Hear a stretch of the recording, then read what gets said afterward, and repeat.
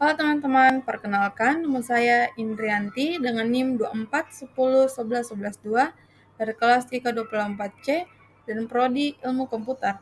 Nah, di sini saya akan menjelaskan apa itu algoritma dan Robin beserta dengan contohnya. Baik, langsung saja. Eh, Pengertian algoritma dan Robin. Algoritma dan Robin adalah salah satu metode penjadwalan proses dalam sistem operasi yang dirancang untuk memberikan waktu CPU yang adil bagi setiap proses. Algoritma ini termasuk ke dalam kategori penjadwalan primitif. Artinya, proses dapat dihentikan sementara oleh sistem untuk memberi kesempatan pada proses lain yang menunggu.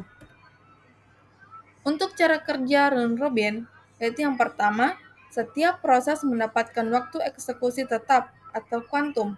Yang kedua, setelah kuantum habis, CPU diberikan ke proses berikutnya. Yang ketiga, proses yang belum selesai dimasukkan ke antrian siap. Keempat, cocok untuk sistem time sharing. Dan yang terakhir, tidak ada proses yang dibiarkan menunggu terlalu lama. Untuk kelebihan atau keuntungan round robin sendiri yaitu adil untuk semua proses, respon cepat untuk proses kecil, cocok untuk lingkungan multi-user dan interaktif sistem, dan terakhir sederhana untuk diimplementasikan. Ketika ada kelebihan, mestinya ada kekurangan. Nah, kekurangan dari round robin sendiri yaitu waktu tunda atau waiting time bisa tinggi jika kuantum terlalu besar.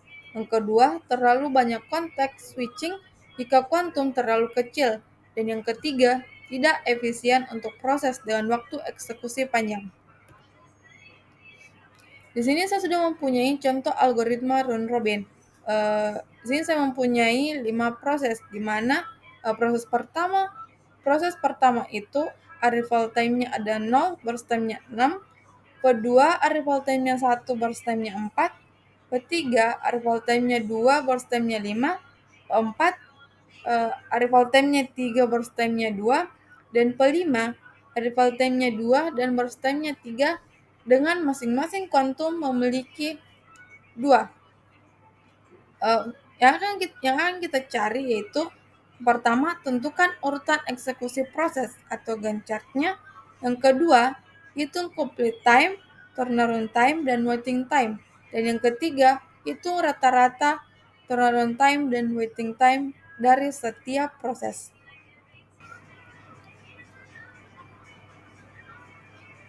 Baik, selanjutnya yaitu di sini saya mempunyai Gantt chart-nya, di mana pada P1 itu dimulai dari 0 dengan burst time 6 dan quantum time atau kesempatan yang diberikan itu hanya 2. Nah, setelah 2 unit dijalankan, masuklah P2, P3, P4, dan P5. Dan P1 dimasukkan kembali ke belakang antrian karena masih memiliki 4 burst time. Selanjutnya, P2 sekarang berada di depan antrian dan mendapatkan kuantum 2. Setelah 2 unit dijalankan, P2 masih tersisa 2 burst time, yang artinya P2 dimasukkan kembali ke belakang antrian. Sekarang P3 berada di depan antrian dan memiliki 5 burst time dan hanya diberikan kesempatan 2 kali. Setelah 2 unit dijalankan, P3 masih memiliki 3 burst time, yang artinya P3 juga dimasukkan ke belakang antrian untuk menunggu gilirannya kembali. Untuk P4 akan dijalankan dengan burst time 2 dan diberikan kesempatan 2 kali.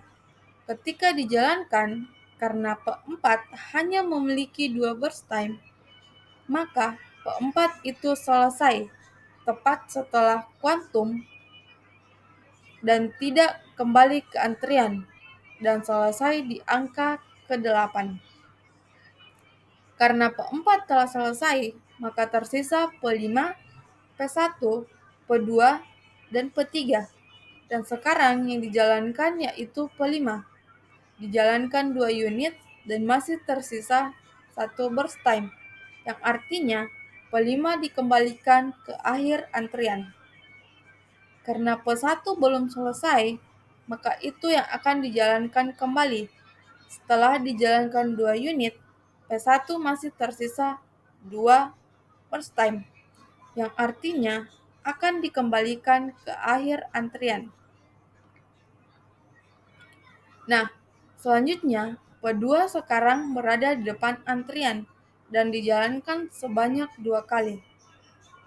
Karena tadi P2 hanya tersisa 2 burst time, maka P2 selesai dan keluar dari antrian dan selesainya di angka ke-14. Selanjutnya yang dijalankan itu P3 dengan burst time masih ada 3.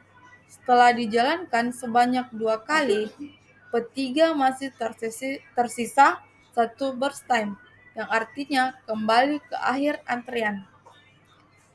Selanjutnya yang akan dieksekusi itu P5. P5 hanya tersisa 1 burst time.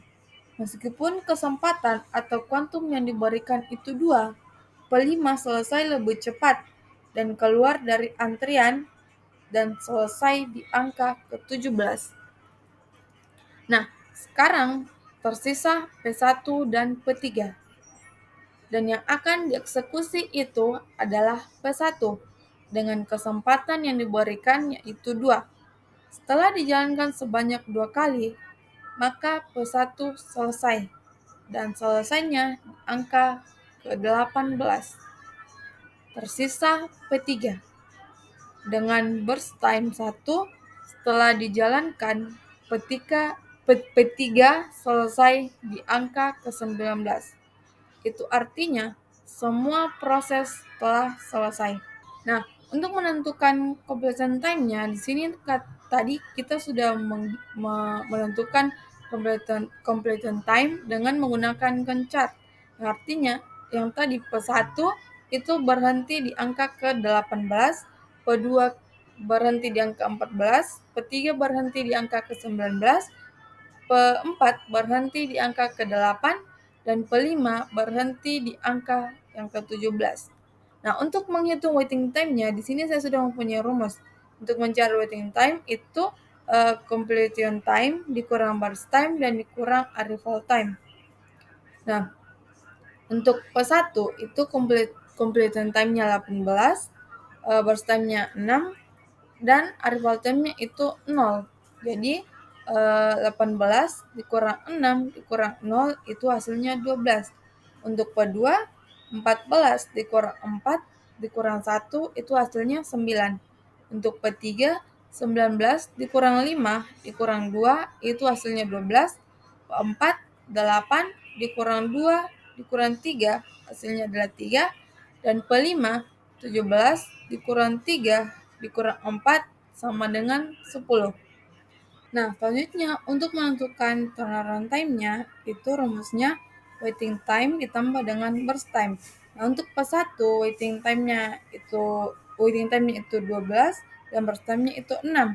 Jadi 12 ditambah 6 sama dengan 18. Untuk P2 waiting time-nya itu 9, burst time-nya 4. Jadi 9 ditambah 4 itu 13. Untuk P3 waiting time-nya itu 12, burst time-nya itu 5, jadi 12 ditambah 5 hasilnya 17. Untuk P4, waiting time-nya itu 3, burst time-nya itu 2, jadi 3 ditambah 2 sama dengan 5. Dan P5, waiting time-nya 10, dan burst time-nya 13, jadi 10 tambah 13 tambah 3, hasilnya sama dengan 13. Nah, untuk menghitung rata-rata turnaround time dan waiting time-nya, kita jumlahkan saja semua hasil dari turnaround time dan waiting time tadi.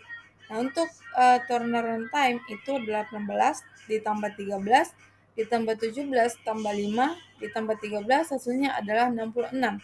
Nah, 66 ini kita bagikan dengan ada berapa proses yang terdapat di dalamnya. Karena di sini saya mempunyai 5 proses, jadi 66 bagi 5 hasilnya adalah 13,2. Begitupun dengan waiting time. Waiting time itu 12 ditambah 9 ditambah 12 ditambah 3 ditambah 10 hasilnya itu 46. 46 kita bagikan dengan 5 hasilnya itu 9,2. Jadi kesimpulannya, algoritma round robin memberikan kesempatan yang adil bagi setiap proses untuk dieksekusi secara bergilir sesuai time quantum. Algoritma ini cocok untuk sistem time sharing dan multi-user karena responsif terhadap proses kecil. Namun, kinerjanya sangat bergantung pada pemilihan nilai kuantum yang tepat agar efisien dan tidak menimbulkan waktu tunggu yang tinggi. Demikian penjelasan dari saya mengenai algoritma round robin beserta dengan contohnya.